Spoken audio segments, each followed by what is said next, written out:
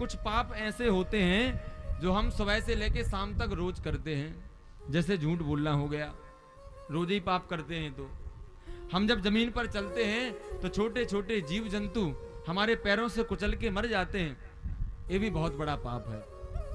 तो इस पाप से हम बचना भी चाहें तब भी नहीं बच सकते। बचोगे क्या?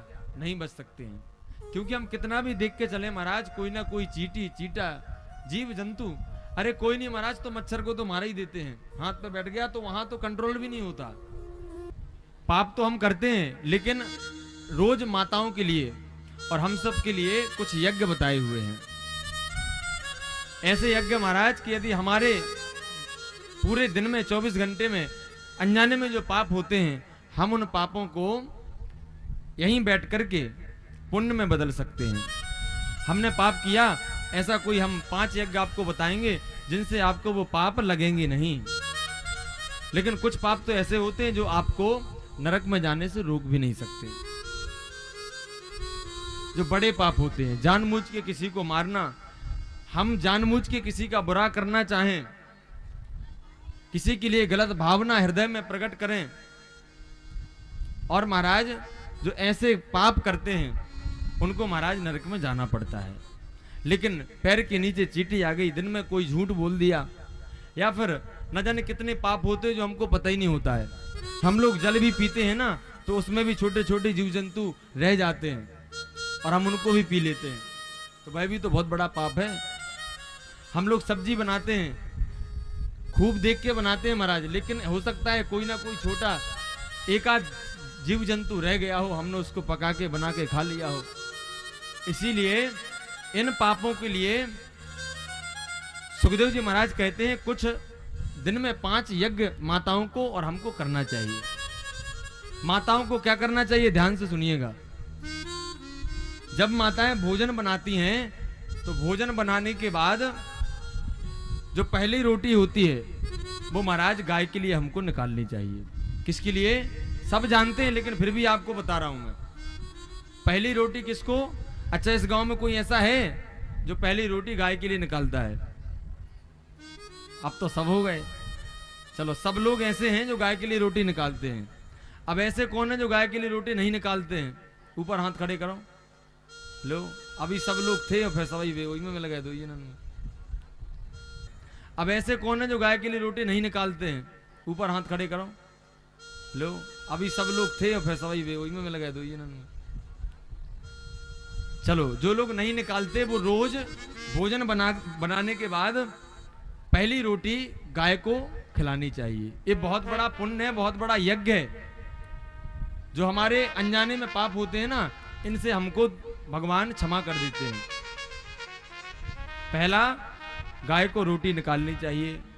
दूसरी, महाराज जिस रोटियों को हम बनाते हैं उसमें से एक और रोटी अग्निदेव को खिलानी चाहिए। अब आजकल महाराज चूल्हा जलाते ही कहाँ हैं हम लोग, अब खिलाएं किसको? गैस पर डालेंगे तो गैस गंदा होगा।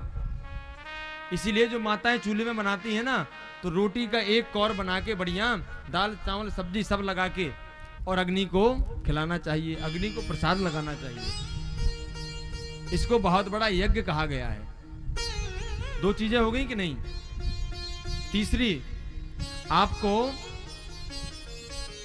कुछ आटा लेकर के किसी नदी में किसी सरोवर में जाके जो जल में मछलियां रहती हैं उनको आटा खिलाना चाहिए। मछलियों को आटा खिलाने से भी महाराज बहुत बड़ा पुण्य प्राप्त होता है। चौथा, महाराज आपके दरवाजे पर कोई संत आ जाए, कोई भिक्षा मांगने के लिए महात्मा जी आ जाएं, कोई भूखा आ जाए, तो महाराज हम भले ही ना पेट में खाएं, लेकिन सबसे पहले उसको देना चाहिए। हमारे दरवाजे से खाली हाथ कोई ना जाए, और कोई मांगने वाला आए तो उसको बैठा के जल पान कराना चाहिए और पूछना भी चाहिए, महाराज जी आप भोजन पाएंगे तो भोजन भी पा लीजिए।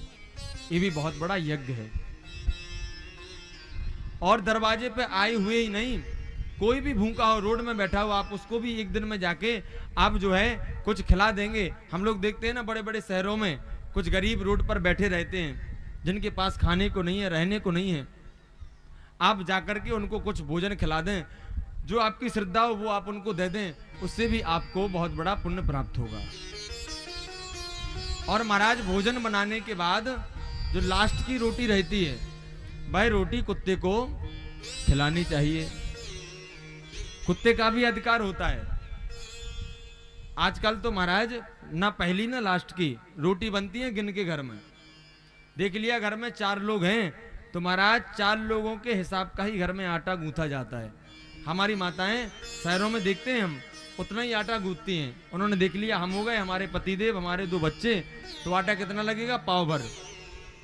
उतना आटा गूंथ के रख लिया, रोटियां सेक दी और महाराज गरम गरम खिलाती हैं। तो पहली रोटी भी अपने पति को खिला देती हैं और महाराज लास्ट की रोटी भी राधे राधे।